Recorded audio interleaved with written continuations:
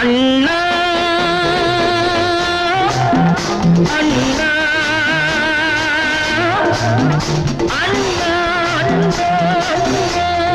பேரறிஞர் அண்ணா அவர்கள் ஏழை எளிய மக்களுக்காக ஏழைகள் எவ்வளவு சிரமப்படுகின்றார்கள், பட்டி தொட்டியெல்லாம் இருக்கின்ற அந்த ஏழை மக்களை வாழ வைக்கின்ற வகையில் பல்வேறு திட்டங்களை அமைத்து தந்தவர் பேரறிஞர் அண்ணா.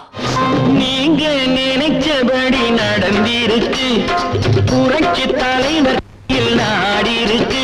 அண்ணா நீங்க நினைச்சபடி நடந்திருக்கு, புரட்சி தலைவர் கையில் நாடிருக்கு. பேரறிஞர் அண்ணா திராவிட முன்னேற்ற கழகம் என்ற ஒரு கழகத்தை உருவாக்கி அந்த கழகத்தின் மூலியமாக தமிழக மக்கள் அனைவரும் ஒடுக்கப்பட்டிருந்த நிலையில் தீண்டாமை நிலைமையில் தீண்டாமை அதிகமாக இருந்தது. தமிழ்நாட்டில் எங்க பார்த்தாலும் தீண்டாமையை பேரறிஞர் அண்ணா அவர்கள் தந்தை பெரியாரோடு இணைந்து தந்தை பெரியார் பேரறிஞர் அண்ணா அவர்கள் தீண்டாமை என்பதை ஒழித்து காட்டியவர்கள், கொத்தடிமையாக இருந்த மக்களை மீட்டெடுத்தவர்கள்.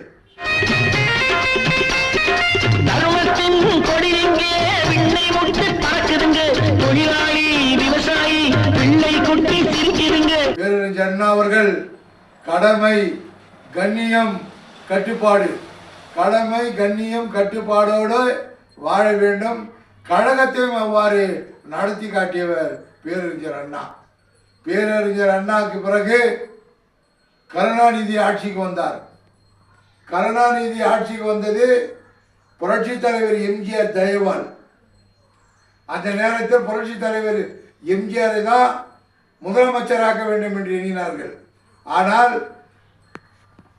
கருணாநிதி அவர்கள் புரட்சி தலைவர் எம்ஜிஆர் இடத்திலே என்னை நீங்கள் முதலமைச்சராக்க வேண்டும் என்று வேண்டி கேட்டுக்கொண்டதின் பேரில் புரட்சி தலைவர் அவர்கள் கருணாநிதியை அந்த தமிழகத்தை முதலமைச்சராக உருவாக்கினார்.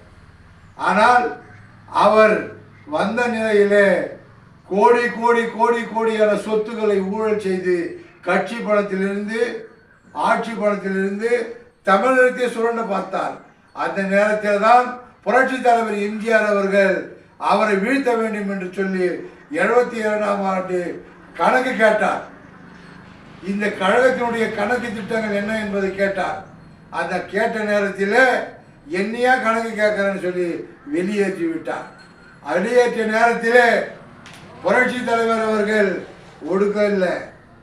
புரட்சி தலைவர் அவர்கள் வந்த அந்த ஆண்டிலேயே பேரறிஞர் அண்ணா அவர்களை தன்னுடைய கழகத்திற்கு கொடியிலே அண்ணா படத்தை போட்டு புரட்சி தலைவர் அவர்கள் அண்ணா திராவிட முன்னேற்ற கழகத்தை உருவாக்கினார். அது அண்ணா திராவிட முன்னேற்ற கழகம் என்று சொன்னால் தமிழகம் மாத்திரமா இருக்கும். அதனால அகில இந்திய அண்ணா திராவிட முன்னேற்ற கழகம் என்று உருவாக்கி காட்டினார். அண்ணாவின் புகழை, அண்ணாவின் நிலைமையை, அண்ணா அண்ணா அண்ணா என்று சொல்லி எந்த இடத்துக்கு போனாலும் எந்த செயல் செஞ்சாலும் எந்த தமிழ்நாட்டில் அரசாங்க பில்டிங் எது கட்டினாலும் சரி அண்ணா அவர்கள் பெயர், அண்ணா அவர்கள் பெயரை சுட்டி அண்ணாவிற்கு பெயரை பெற்று தந்தவர், அவர் புகழ் பாடியவர் புரட்சி தலைவர் எம்ஜிஆர். அந்த வகையில் அண்ணா அவருடைய சிறப்பை புரட்சி தலைவருக்கு பிறகு புரட்சி தலைவி அம்மா அவர்கள் அதே கொள்கையிலே அண்ணா அவர்கள் எதை எதை நினைத்தாரோ, அண்ணா அவர்கள் மக்களுக்கு எப்படியெல்லாம் சேவை செய்ய வேண்டும் என்று நினைத்தார்களோ அதே சேவையை செய்து காட்டியவர் புரட்சி தலைவி அம்மா அவர்கள்.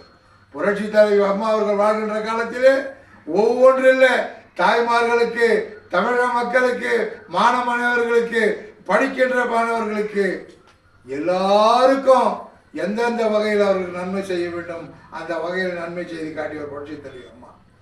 அதே வழியில் புரட்சி தலைவி அம்மா அவர்கள் மறைவுக்கு பிறகு அண்ணன் எடப்பாடியார், அண்ணன் எடப்பாடியார் இன்று உலகமே எதிர்பார்த்து கொண்டிருக்கின்ற காலகட்டத்தில் இன்று இருக்கின்றோம்.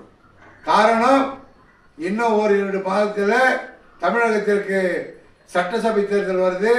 அந்த சட்டசபை தேர்தலில் வெற்றி பெறுவது நிச்சயமாக எடப்பாடி தான் என்று உலக மக்கள் ஊர் மக்கள் அத்தனை பேரும் பேசக்கூடிய ஒரு நிலைமை இருக்கின்றது. காரணம் என்னவென்று சொன்னால் இன்று தமிழகத்திலே எங்கு பார்த்தாலும் குடி கொலை கஞ்சா இப்படி போன்ற ஒரு செயல் இருக்கின்ற காரணத்தினாலே அந்த ஆட்சியை வீட்டுக்கு அனுப்ப வேண்டும், அந்த ஆட்சியை இனி வரும் காலத்தில் வரவே கூடாது என்ற வகையில் தமிழக மக்கள் கங்கணம் கட்டி இன்றைக்கு வருகின்ற தேர்தலிலே அண்ணன் எடப்பாடி தான் வரணும். ஏன்னு சொன்னால் விவசாயிகள் ஏதாவது ஒரு சிரமம் என்று சொன்னால் ஓடோடி முன்னின்று அந்த சிரமத்தை தீர்த்து வைப்பார் அண்ணன் எடப்பாடியார். அதே போன்று மாணவர்களுக்கு எட்டாக்கனியாக இருந்த டாக்டர் பட்டத்தை 7.5% பெற்று தந்தவர் அண்ணன் எடப்பாடியார்.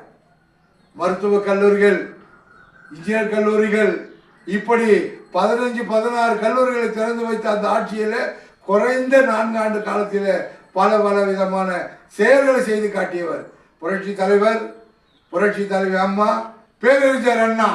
எதை நினைத்தார்களோ இந்த மக்களுக்கு அதையெல்லாம் ஒரு தலையாக நின்று அண்ணன் இன்றைக்கு கிருஷ்ணகிரி சேர்ந்தவர் வேப்பன்பள்ளி தொகுதி சட்டமன்ற உறுப்பினர் அண்ணன் KP முனிசாமி அவர்கள், அவருக்கு 2 கைகளில் உறுதுணையாக இருந்து அவர் எங்கெங்கு செல்கின்றாரோ அங்கெல்லாம் சென்று அண்ணன் முனிசாமி அவர்கள் இந்த கழகத்தை எந்த வகையிலும் வீழ்த்த எவனாலும் முடியாத அளவிற்கு அதை நிலைநிறுத்த வேண்டும் என்று இன்று வரையிலும் உடனிருந்து செயல்பட்டு கொண்டிருக்கிறார்.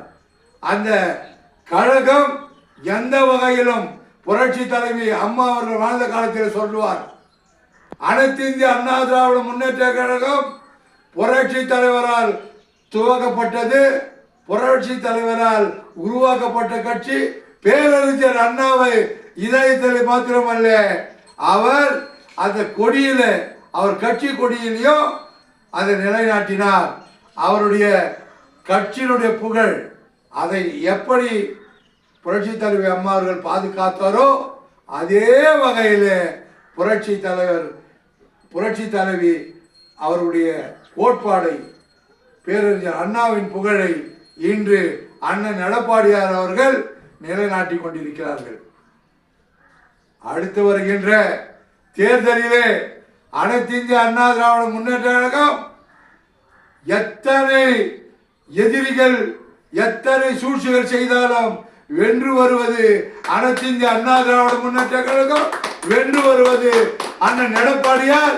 புரட்சி தலைவர் அவருடைய புகழும் புரட்சி தலைவி அம்மா அவர்கள் புகழும் பேரறிஞர் அண்ணாவினுடைய நினைநாள் என்று சபதம் ஏற்று தமிழகத்திலே அடுத்த ஆட்சி அதிமுக ஆட்சி அது எடப்பாடியார் தலைமையில் அமையும் என்று சொல்லி வாய்ப்புக்கு நன்றி கூறி முடிக்கின்றேன்.